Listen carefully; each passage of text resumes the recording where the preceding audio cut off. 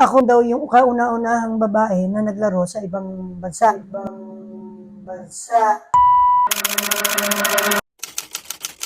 After akong na-injured, nag-concentrate ako ngayon sa pagre-referee.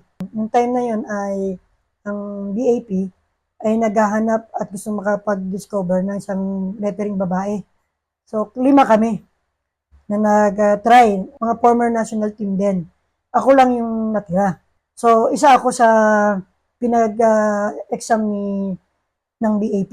Mahirap ako ka makapasok pala sa gano'n dahil yung mga exam, lalo na doon sa beep test, doon sa endurance. Nag-exam ako sa PIVA, luckily nakapasa ako.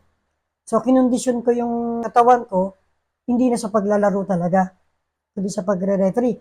Nag-training din ako. Masaya ako nung first time akong nakalabas ng Pilipinas. Kasama ko pa rin yung mga player pero as a referee na. So, iba na yung role ko ngayon. 2000 yon hanggang 2001. First referee ko ng Siaba. Bali, 2 Siaba ang pinag-refereehan ko international. And then yung pinaka medyo mabigat na pinag-refereehan ko yung Women's World Cup. Ginawa yun sa Chinese Taipei. Yun ang pinaka malaking experience ko as a PIVA referee. Ang first job ko, coaching job ko ay sa RTU. Kailangan nila ng coach na babae sa mga player ng babae din sa RTU. So, nag-try akong mag-apply. So, luckily natanggap naman ako. So, doon na nag-start nakapagturo ako. Parang nakakatuwa pala na parang pagka nagtuturo ka, ay sumusunod yung mga estudyante. Para rin pala mga players. So, nagsabay yon coaching and teaching. Mga ilang taon na tinrain ko yung mga bata, dumating yung time na napag-champion ko yung bata. Ngayon, yun yung masakit sa akin na after kong nag-champion, natanggal ako sa coaching. So, nag-concentrate ako sa pagtuturo. Minahal ko na rin yung pagtuturo. Kasi yung course ko, hindi ko naman talaga yung intentional na maging teacher. Dahil ayaw ko nga. Pero ayun, naging teacher ako. Kahit maraming yung mga dating batchmate ko, hindi naniniwala na naging teacher ako. Kasi nung elementary ako, alam nila, lagi ako late. Parang palaro-laro lang ako dyan. So, parang walang future ba? So, yun. Nag-coach ako sa ibang school. Nag-apply ako sa Miriam College. Doon ako na-experience na malapit na yung liga, hindi pa kami nakukumpleto. So, gumawa ako ng paraan para lang magkaroon kami ng sistema sa paglalaro. Nung time na yon halata ko naman, feel ko naman na hindi nila ako gusto. Kaya lang, tanong ko lang naman sa kanila noon, gusto niyo bang manalo? Ngayon, kung gusto niyo manalo, a-attend sila. Pero kung gusto nilang maglaro, magkita na lang kami doon sa game. Maraming issue, maraming nangyari, pero napag-champion ko naman sila. Kahit 1 taon ko lang silang pinagsilbihan, at least may pagmamalaki naman ako sa kanila na napag-champion ko sila. And then after ng Miriam, nag-coach uli ako ng RTU. Yung mga kasamahan ko na dating mga co-player ko, pag nagkikita-kita kami, sabi nga nila, maswerte ka nga, may nakuha ka na talagang hawak mo. Ako daw yung kauna-unahang babae na naglaro sa ibang bansa na para maglaro doon sa kanila. Yun nga yung kinuwento ko kanina na nung nag-aral at ako at nga naglaro sa Japan. Sabi ko hindi ko alam kasi that time wala naman social media.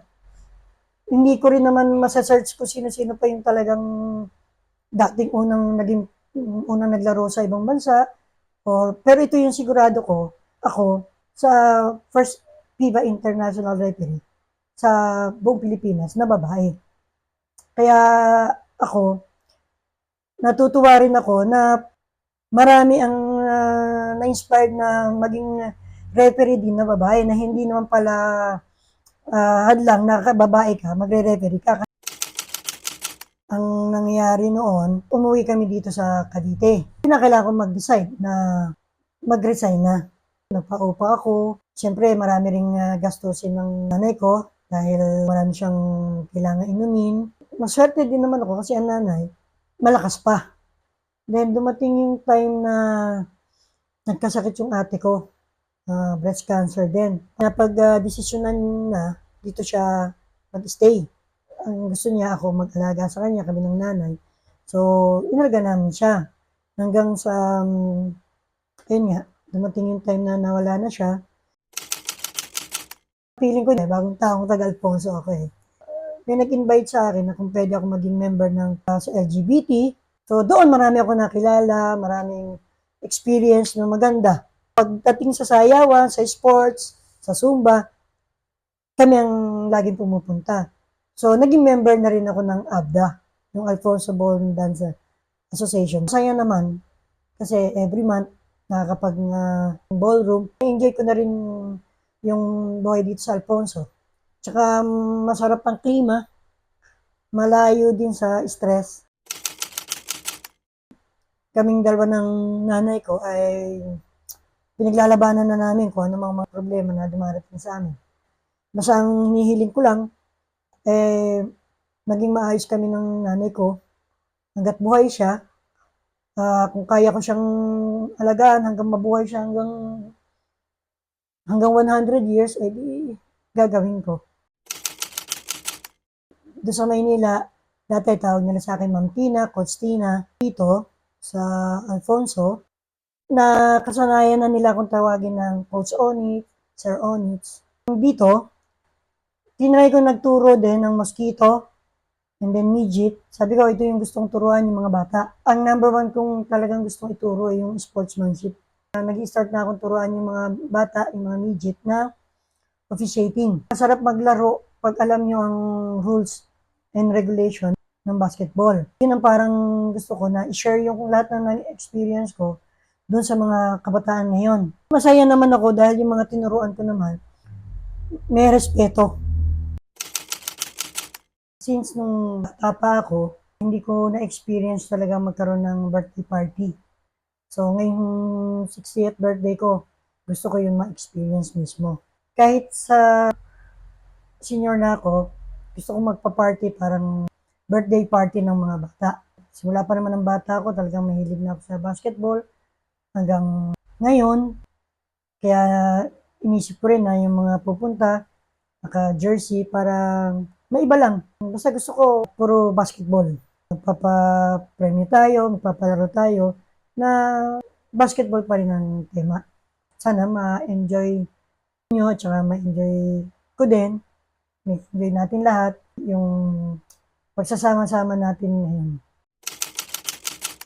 Nagpapasalamat ko sa mga tao, sa mga nakibahagi sa okasyon na ito. Ginawa namin ang video ito para malaman nyo ang istorya ko. At para sa akin, meron din akong babalik-balikan.